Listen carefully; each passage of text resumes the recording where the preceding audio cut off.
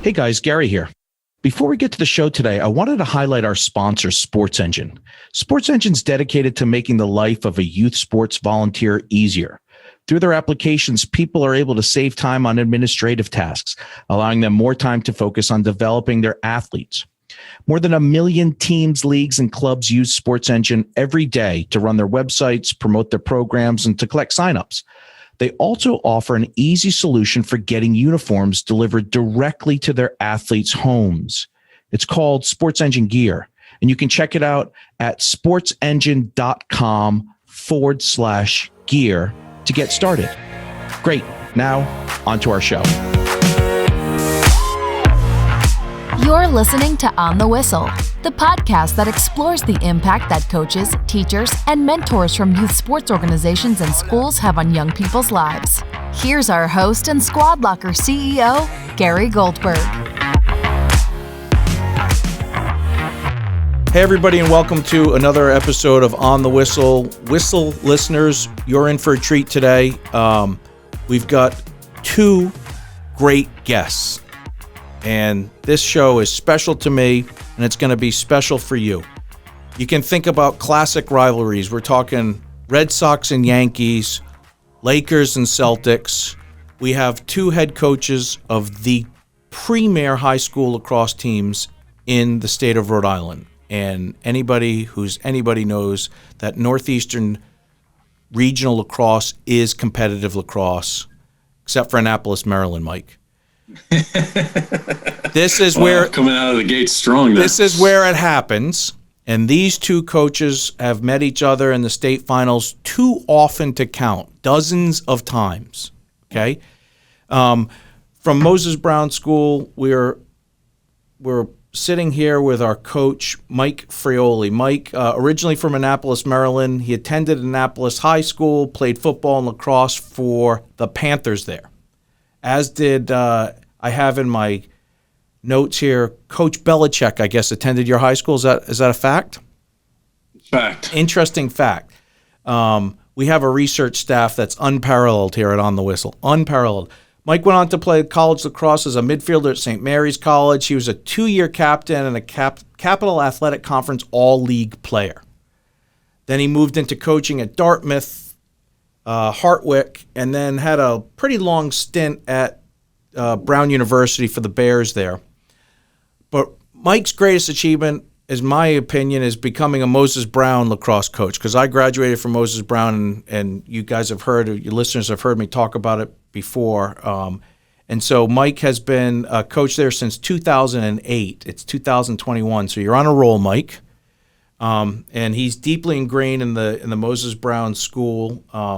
In addition to that, having had lots of players reach high levels of accomplishment. I mean, both coaches can talk about all American players, all academic players, all division players. They both had dozens and dozens of them. And that's not by chance. In addition, Mike's worked really hard with the Bill Belichick Foundation and has raised about $50,000 over the past 5 seasons through a fundraiser there called Grounders of the Game. And I also know he works with the organization called PASA, which is a police after-school athletic association, which he has some of the boys volunteer with and tries to increase access to the game around the local community. And I know he's proud of that, and the community's lucky to have him. Additionally, we have another superstar guy, superstar coach, Coach Steve O'Donnell from Salle Rams. Steve, or as I like to call him, Coach OD, has a really interesting background. I mean, this is an incredibly interesting guy, and if you haven't, Google him and read up on his background. In addition to running the Rhode Island Bulldogs and having a great career over at LaSalle, being the head coach, Steve, most of his career was spent in law enforcement, and he was joined the state police in '86, Rhode Island State Police, and eventually became the head of the state police, and has had all sorts of different roles, from patrolman to deputy superintendent to chief of operations, field officer, detective commander, and he's just had a really interesting and dedicated career. And I know the community is very grateful for the hard work and leadership that he's put in keeping our community safe. Coach O'Donnell received his BS from the University of New Haven. his MS from Salve Regina, and is a graduate of the FBI National Academy. I mean, Coach, that just sounds cool, just to say it. I don't know what they teach at the FBI National Academy, but if it's anything like what's happening on TV and some of those shows from 8 o'clock till 10 o'clock at night, it is cool. So he's also taught at Roger Williams University different courses on organized crime, criminal justice, and other undercover operations at both Roger Williams and Salve Regina. He retired from the police and now is the CEO of the Greater Providence YMCA. And both of these guys are family guys. I think Coach Fraioli has 2 daughters. Is that correct? Correct. And a wife. And I know Coach O'Donnell has 3 boys and grandkids. We just heard today, congratulations, Coach, that you have a granddaughter in the mix. So lots of good things happening for both these guys. Gentlemen, welcome to On the Whistle. It's exciting to have you here today. Thanks for having us. Yeah. Thanks for having us. What an introduction. Well, holy mackerel. We're trying to run a first-class operation here. So, look, we talked a little bit in the introduction about the idea of a rivalry. And for some reason, you guys are running the best programs in the state at the high school level, and you guys have met each other at the state final. So we want to explore the concept of rivalry in athletics and in sports. And from that topic, we're going to want to explore things like preparation for game and how do you build a rivalry and keep things respectful. And one of the things that I admired when my son was on Coach Fraioli's team was the level of admiration and respect that the kids had for each other. And they became friends, even though they were competing with each other. But before we get into that, why don't we start with you, Mike? Tell us a little bit about how you fell into the game of lacrosse. And were you the kid with, the backpack on and the lacrosse stick attached to his waist everywhere he went, like a fishing pole on Huck Finn? Or were you a kid who learned it later on in life and didn't start so young? Like, how did you get involved with lacrosse? Little bit of both, Gary. It was, like you said, I grew up in Annapolis, Maryland, which is one of the hotbeds, right, of the country. And I started playing in 7th grade, which was a little late for that neck of the woods. It usually started at 5 or 6 down there. So I was a baseball player up until that point and played youth football since 4th grade and really loved the physicality, so wasn't getting that in baseball. Had some friends who were playing lacrosse and really just transitioned over to the game of lacrosse and found that through my friends and through the community and fell in love with it really quickly. So played 2 years of youth lacrosse, 7th and 8th grade down there, and then went on to Annapolis High School and played 4 years there before college. So that's how I got into it. It was really friends and a desire to pursue something new and to pursue that physicality year-round that I was getting from youth football. How about you, Coach O'Donnell? Where did lacrosse start in your life?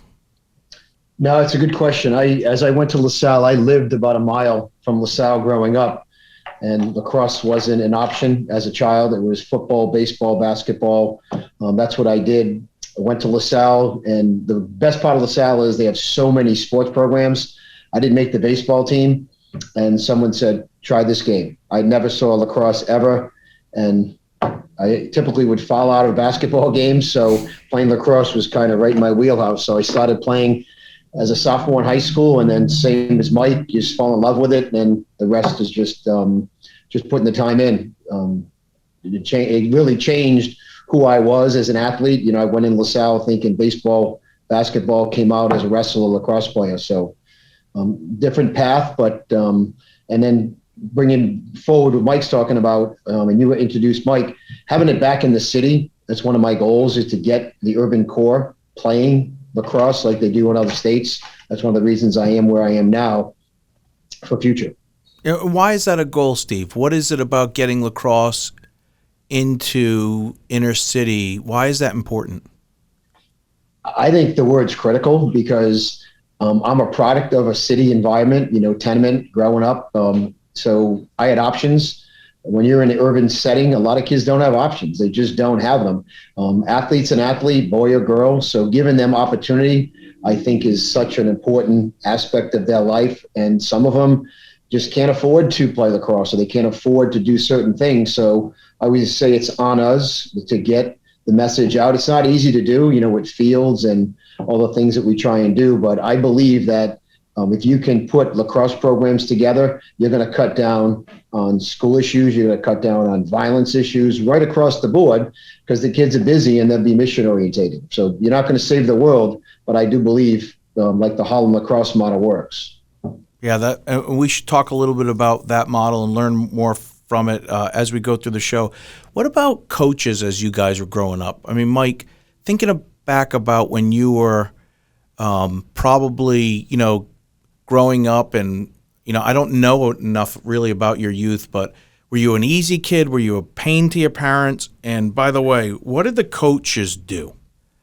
So can you think back about a coach that like took you by the back of the ear and formed you or helped you understand your roles and responsibilities and made you realize where your path was? Absolutely. The first part of that question, I don't think my mom listens to podcasts, so I can answer this probably any way I'd like, right? Yes, you can. I'd say she would say that I was all boy, a lot of energy, into a lot of different things. But the coach and really the person outside of my parents who's had the most influence on my life is Coach Dan Hart. He was my high school lacrosse coach, and he was everything to me, for me. Just a tough. He actually did not have a lacrosse background. I hear Steve talk. He was a basketball, soccer, baseball coach coming up. He's got his own unique story, but I'm convinced that he could have won championships in anything: rock climbing, golf. He won multiple championships in lacrosse. So he was a huge influence on my life, and just taught us what commitment really was, and passion, and hard work, and toughness. There's a piece of Coach Hart that I take with me every day, when I get up to go to work, and that I bring to Moses Brown and coaching those boys. So part of what I'm doing is giving back to what he gave to me and all my teammates at Annapolis. When you say there's a piece of Coach Hart that I take with me when I wake up, can you describe that piece? I mean, can you get a little granular with it? Because one of the things that I really want is for people to take away from the show the things that work, right? And try and define them so that they can have them and use them with them. Yeah. It was a very blue collar setting, right? So there was this, he used, he had many phrases, but you get what you earn and you earn what you get, So there was that you were working with, and there's that you take with you as an adult, and you get out into the working world. And I take that with me, time to pick up the paycheck. That was another one that he would say. You put the work in all week, and you're walking down to play the game against the opponent, and that was the paycheck time, for all the work that you had put in. So, how about you, Coach? Thinking back on going through your game and learning to become, the player that you became, are there any specific coaches that you can think of that helped form you? Yes, my wrestling coach would be, believe it or not, top of the list. His name was George. And if you remember Dan Gable, he lost to Dan Gable in Olympic trials semifinals. He was the wrestling coach at LaSalle. And I met him, and he was the most galvanizing coach I've ever met. Like, I never wrestled before. I was a basketball player. Said, let me try wrestling to get in shape for lacrosse. And life-changing, how far you could push your body, the things that he would do, the way he carried himself in the school. He's a teacher at LaSalle. And just to this day, we're friends. And he comes into Rhode Island for the summer to do some boating. And there's so many people that aspire to his type of leadership, where he just pushed, and you'd do anything he asked you to do physically. And he taught you how far your body will go before your mind quit, which was, I thought, the amazing piece, much more than the sports piece. So that's kind of what I try and push to our kids. As tired as they get, your body gives out before your mind will give out. And if you can, and in that fourth quarter, if you know that you got it, it's tougher to beat you if you know you have that. So that came from wrestling, believe it or not. And then Dennis Dobbin, who we all know, I know Mike knows him, is a Moses Brown guy. He coached me at LaSalle. He was my lacrosse coach at LaSalle. And he was also very I wouldn't say difficult, but he took no nonsense. So he was no prisoners, all discipline. And so two of those high school coaches, I pulled some of the, I think their best traits and kind of put it into your own personality. Steve, knowing that you entered a career of law enforcement, which is all about discipline and rigor and sacrifice, do you think that some of this coaching that you learned along the way helped influence or prepare you for that career? I think so. My first job, most people don't know, out of college was coaching. I coached at Providence College for 4 years. And I didn't know anything about coaching. I was right out of college. And another legend, Lou Lamoriello, sure, he took a chance, put his arm around me, said, "You're hired, stay away from the co-eds, keep your kids in line." So I didn't listen to the first part, I may add, but I was 22. But the discipline piece, yes. When we weren't doing well, I went back to the discipline piece, the physical piece of the discipline part of the body, where those kids responded. So over the years, I think the discipline piece goes away a little bit because the society has changed, but the kids kind of pick it up on their own now. So I think Mike will tell you, I'll tell you, coaching's different now. You coach a lot differently than you did 15 or 20 years ago. But the discipline piece that came out of where I came from sometimes gets used against you. Like, well, he's so disciplined, but I believe that's the way to go. In the State Police Training Academy, they used to say you take your head and your butt, you wire that together, and that's how you stay safe. So the mental discipline, I think, is really, really important in sports, from little kids all the way right up to professional. For those of you who haven't attended a Moses Brown or LaSalle lacrosse game, I can tell you that it has an air of seriousness. I don't know what other word to use. And when at the home games for Moses Brown, the LaSalle kids will approach the field and they walk in like Roman soldiers. They even have the Roman colors, right? I mean, it's crimson, red, and white. And they walk filed in, no talking. And for me, as a parent, I was intimidated by the kids. And I know, Steve, that has to be your DNA. I mean, that comes from coaching. You have taught these young people that you walk in a file, you're arm length apart, you support each other, you're a band of brothers, if you will. Am I right in that characterization, or is there a mischaracterization? No, I think you're spot on. But I think if you watch, I love the word rivalry, because one of the words I stole it from Mike. I was reading an article many, many years back when we played, Mike, I'm not sure, 8-9 years ago, but it was one of the championships we won, and they asked you a question, and your response was, "I respect them." And so think about that. 10 years later, I remember that, because that's such a powerful word, but everybody's got a different definition of respect. So I know when we play Moses Brown, those kids respect LaSalle kids, but that doesn't mean they're not going to do their best to win, and vice versa. And I think what Mike and I think, in my opinion, have done well is those kids are friends. And I think you mentioned it earlier, like they all talk to each other, they play in college. The ones who don't, they have a mutual admiration for each other.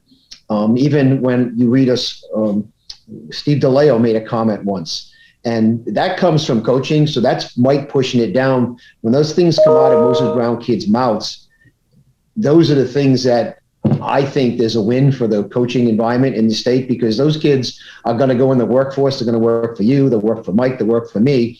And they're going to understand what teamwork means well beyond if it's lacrosse or basketball. So I think that rivalry piece is really good. It's very healthy for Rhode Island. It's healthy for the kids. But it wasn't, when I played in high school, you learned to hate the guys you played against. I don't see it that way. And I don't think Mike does. Those kids play hard. They respect it. You'll even see people knock each other over. And once in a while, they pick that person back up. It's very unusual in sports. So I'm pretty proud of a rivalry with Moses Brown, but that's limited to do with Moses Brown more than Mike putting the culture to Moses Brown and vice versa. Because I get really angry if one of our kids does something wrong and I find out about it. Like just a little example is one of our guys, unfortunately, parents did something they shouldn't have done a couple years ago. And I'll never forget Mike's face. Mike said, "Steve, did you see what happened?" And I hadn't. And then when I found out, it deflated everything we did, because you work so hard both teams, and it shouldn't end that way. So I have a lot of respect for what Mike does at Moses Brown, and as well as all those kids who make that rivalry every year better and better for Rhode Island and in New England in general. I think it's better than any rivalry in any New England team that I know about. Can I follow up, Gary? Yeah, please go ahead, Mike. Jump in. No, I appreciate all the kind words, Steve. And what I wanted to chime in with is it's sincere too, right? It's very sincere. These kids, the coaches, the schools, they feel it. And you think about what's at stake, right? Throughout this rivalry. When this started, when Moses Brown went into the Rhode Island Interscholastic League in 2009, we were fortunate to win the first couple of championships, right? And since then, it's been LaSalle. They've been on just a phenomenal run, right? So you think about the rivalry and what's at stake, and you've got Moses Brown trying to climb back up to the top, and take the best team in the state down, right? And then think about, I don't know if pressure is the right word to use, but think about what's at stake for LaSalle and all those kids. They don't want to give up what they've had going for all these years, right? So it's really fun. You know that when you're playing LaSalle in our program, I mean, we have to bring our absolute best because they're at the top. They've got tremendous coaches, tremendous players, and it's a fantastic thing to be a part of. Even though there's been losses, we've won some, we've lost many, but it's been a tremendous rivalry to be a part of. So I echo all the nice things that Steve said about our program is right back at him. It starts at the top, and that's him, and he's a tremendous leader. Well, look, there's no lack of appreciation and admiration for each other, and that obviously trickles down to the boys and across the community, and we should all be grateful for that. Mike, let's get into some of the things that I know about your coaching style. Put you on the hot seat a little here. Right. My son was... Steve's got more experience at this. But I don't know as much about Steve as I do you. He's got all that experience at the head of the state police. He does. The questions. He does. But look, Mike, you send home my son. My son was a player for you on your team, and you sent him home with a piece of paper. I couldn't say enough good things about this piece of paper.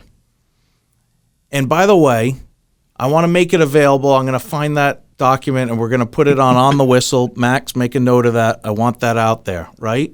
And it said something to the effect, and I'm quoting, there's 3 answers to give your coach.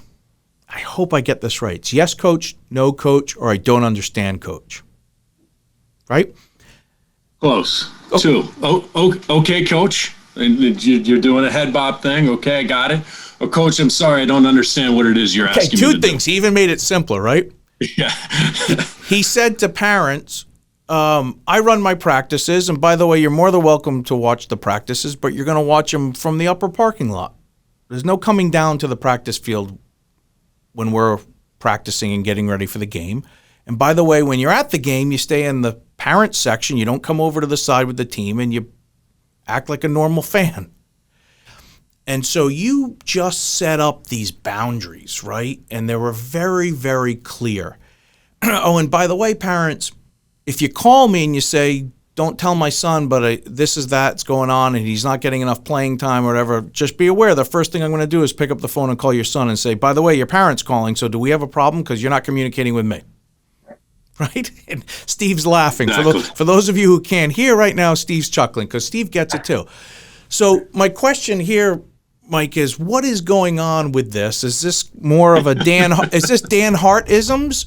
Are these Mike Fraioli-isms? And what is it that structures? Because I'll tell you, my son was, and many of his teammates, it is those players, but I saw it through my son, that they would have walked on coals, fire, right? Swum to the last lap, whatever was requested of them, because of these rules you put in place. It's like you make it hard for them, and they spring forward. Yeah, for sure. It's a combination of things. So is it Dan Hart isms? Absolutely. But it's also those 8 years of college coaching that I did. And Steve alluded to this, every coach that you come into contact with, you take a little bit from, right? You take the good, you take the bad, you mold it all, and then you make it into your own, right? So there's some of these lessons that I've learned along the way that are with me today. You're talking about two different documents. So we have one document putting players, parents, and coaches on the same page, which, as you know, Gary, when we have our season kickoff, it's a nice meal. We come together as a community, and I take about 15 to 20 minutes and go through a bunch of things. And that document is one of the things that we cover, just to make sure that we're all on the same page and set the expectations of everyone's role in the team, whether you're a player, a coach, a parent, an administrator, et cetera. The other document that you're talking about is really, the Moses Brown lacrosse way, right? And I think that's the one that Jude, had in his room, and you and I have talked about in the past. And really the first thing we do is we acknowledge that they're student athletes, and we expect their academic best, and we support them in that endeavor, right? So you get a lot of help at Moses Brown.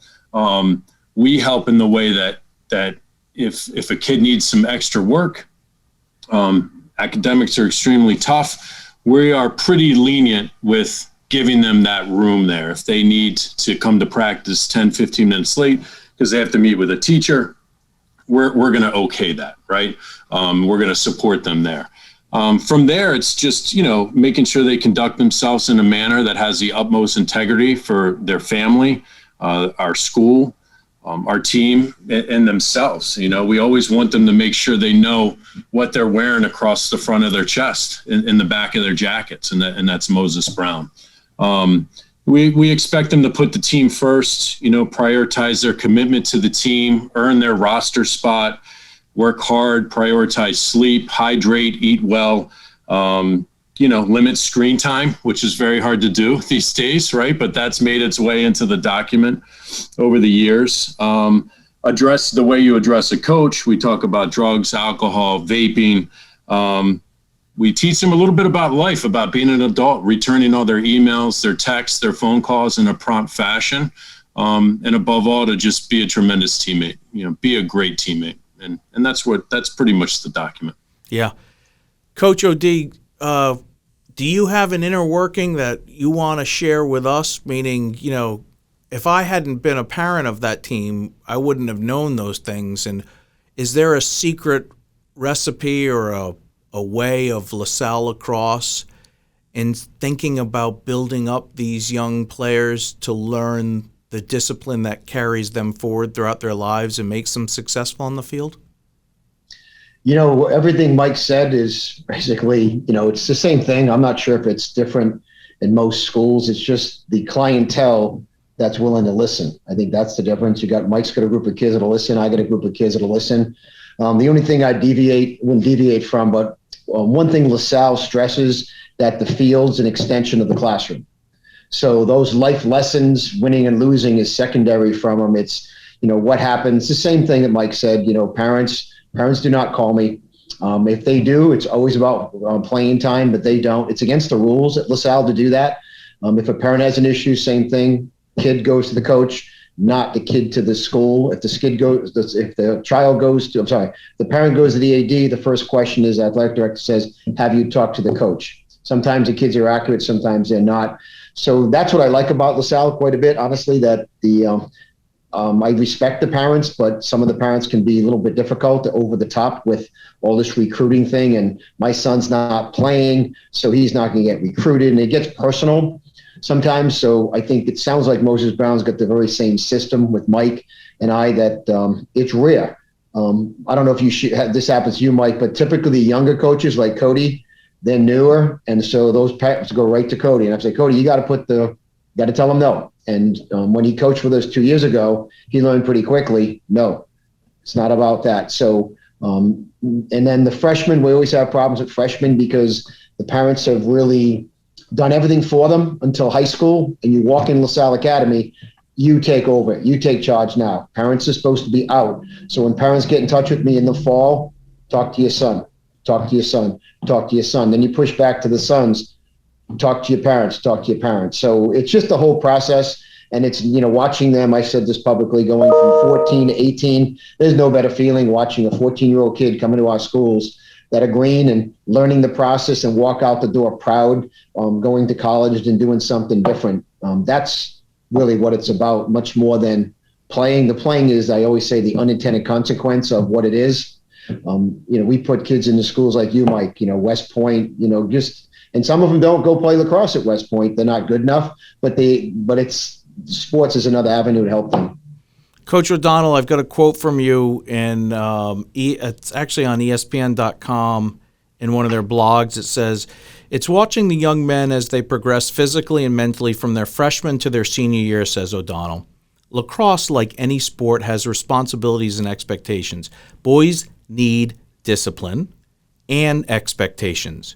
If you expect something from them, most boys will meet that challenge. They want to produce. As a group, they've bought into that group mentality." So here's the greatest mystery. If I gave my son that document and said, Mom and I are thinking, you guys really need to step it up, so we've written up this document about how to perform in the house, it wouldn't have worked. This is why being a coach and having a mentor in your life, whether it's your chess teacher, your robotics teacher, your math teacher, your football coach, your lacrosse coach, your homeroom advisor, whoever it is, when you enter that third person into the narrative and can speak honestly to a child who's trying to figure out their path in life, and it's no longer the parent's voice, but it's an independent person who maybe has something at stake to trade for them, like a little playing time or a pat on the back or a, hey, don't step out of line because I care about you. That's the magic that really happens. And it's fascinating, to look at it and to understand it. And I think you guys have both done a great job figuring out that balance, of enticement, but rigor and discipline at the same time. And certainly your records show for it. Talk to me a little bit about what you guys have in store for this season and how you're coming out of COVID. And, do these kids still remember how to play? You probably haven't had an organized much in a while. How are you transitioning out of COVID and onto the field? Coach O'Donnell, why don't we start with you? What's been going on with your team? Yeah, that's interesting. So we've had Zoom meetings, and it's the typical certain amount of kids are always engaged. LaSalle, we have numbers, but some of those kids play hockey, football, and not really sure how committed they are. And I think the challenge this year for all the coaches will be the seniors were never juniors. You didn't get to coach them as juniors, where I've always seen seniors just rise.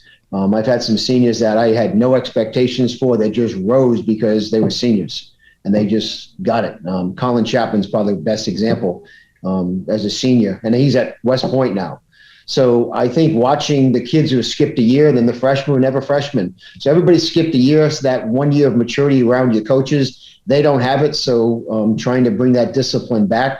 The season's starting later. The dynamics of, all your seniors are going to be graduated mid-season. And how do you keep them locked into your program where, they can be at the beach, they can be doing, pre-college stuff. It's hard the last 2 weeks of keeping our kids intact before COVID. So moving into the end of June will be a challenge for the school, but also a challenge for the coaches. How about you, Mike? Yeah, similar.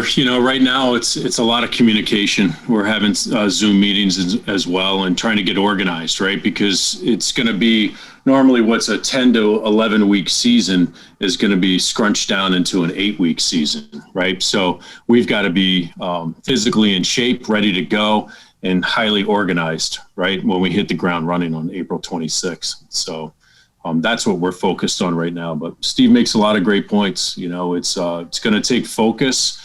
The season is going to go longer. Typically, we'd finish in the first weekend in June. It's slated to go till June 20th, right, Coach? Yes. Yeah. So we're going to start later, go later. It'll be not the traditional season that we're used to. So we're trying to get as organized as humanly possible so that we can hit the ground running. As we wrap up the show, I have a question that I ask all my guests. I'm going to start with Coach O'Donnell, and then I'm going to pass it to you, Mike, and then we'll do a closing. But Coach O'Donnell, you yourself have played a lot of games in your career as a player. You've coached a lot of teams and games as a coach. What have you gained more from, the wins or the losses? Oh, without question, the losses, without question, because they burn. You as a coach, you always question, if I had done this differently, would the outcome been different? If I didn't take any lip from that kid 3 weeks ago, would the result been different? So you second guess yourself all the time. But the learnable, teachable moments, I watched kids cry, young men, 17, 18-year-old crying, both sides, Mike's team, my team, which means they're invested. They invested what they want to be involved in. So I think the losses hurt, and you learn more from the losses more than winning. Winning is, it might sound easy to say, it's great to win, but it's the pain, because that sticks with you for a long time. It's hard because a win, 2 days you pass the win and it's you're old news, but the loss, sits inside your body forever. And I tell you, Cody, one of the best players ever playing my program, never won. And he talks about it all the time. So think about that. Probably one of the best players ever to play in Rhode Island. His conversation with his peers is about never winning a championship. So it matters. Mike? Yeah. I knew this question was coming because I've listened to a few of your podcasts, and I liked a couple of guests that said both. But I think I'd have to agree with Coach O'Donnell here. I mean, to me, it does come back to you learn more from the losses. And it's not even a championship loss. Maybe it's a regular season loss, and you go back and you really analyze things, right? Did we didn't clear very well. We were 65% in clearing, and that led to us losing the game. Well, you can bet you're gonna focus a lot on clearing, right? And to be better for the next game. If you win a game and you're 65% in clearing, you're probably moving on because you've won. So you don't analyze it as hard as you would if you lose. So I think you learn more from the losses. The wins are great, and they're certainly teachable, and teachable moments and moments you want to grasp there. But I think you learn more from the losses. I asked my son to join this podcast. He refused. He said, I said, Jude, Coach O'Donnell and Coach Fraioli are coming on the whistle. I'd love to have you on. What an interesting dynamic that would make. You could have a guest appearance. He said, Dad, it's been 2.5 years. I've been trying to put that day behind me for 2.5 years. I don't want to relive it, right? Because he wanted to win so bad. Now, for the record, my son, captain of that team, they lost in the finals. 2 years he was starting goalie, lost to Steve O'Donnell's team. But he did say this to me, Coach O'Donnell. He said, but I still use it as motivation, right? Still to this day, he said, when I really want to get fired up for something, I think about that feeling of what it was like to lose that state championship, and it motivates me still today.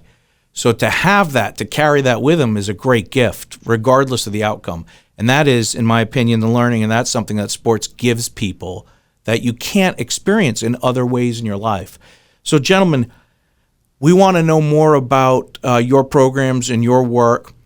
How do we find out about you? Coach O'Donnell, should we go to the YMCA, Providence YMCA, if we want to get in touch with you? Do you have a Facebook thing? I know you've got the Rhode Island Bulldogs. If you want to get coached by Coach O'Donnell, you can sign up for the Rhode Island Bulldogs and participate there. You can apply to go to LaSalle Academy as a high school player and get involved with your program there. Is there anything else that you want us to know?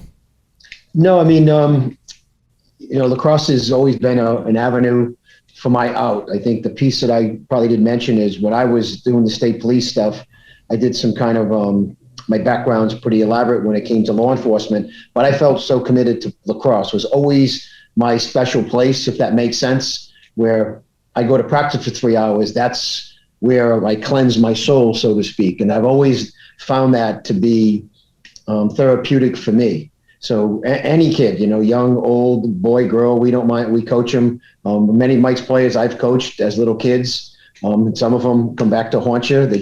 But I just think that connectivity, when we all push this aside, getting lacrosse in Rhode Island has really made some relationships that a lot of people just don't know. Here's one right now, right, with all of us, that it all surrounds lacrosse. So I'll leave it at that. I'll leave the rest of the time for Mike. But thank you for having us also. Of course, Coach. Mike, where if we want to follow you or learn about you, what do we do? There's a few avenues, I guess. MosesBrown.org, right? If you're interested in the school, reach out to admissions there and we can connect that way. MosesBrown.org/camps. We run some nice camps throughout the summer. So if you're interested in playing lacrosse and want to join us for a couple of weeks, there's that opportunity as well.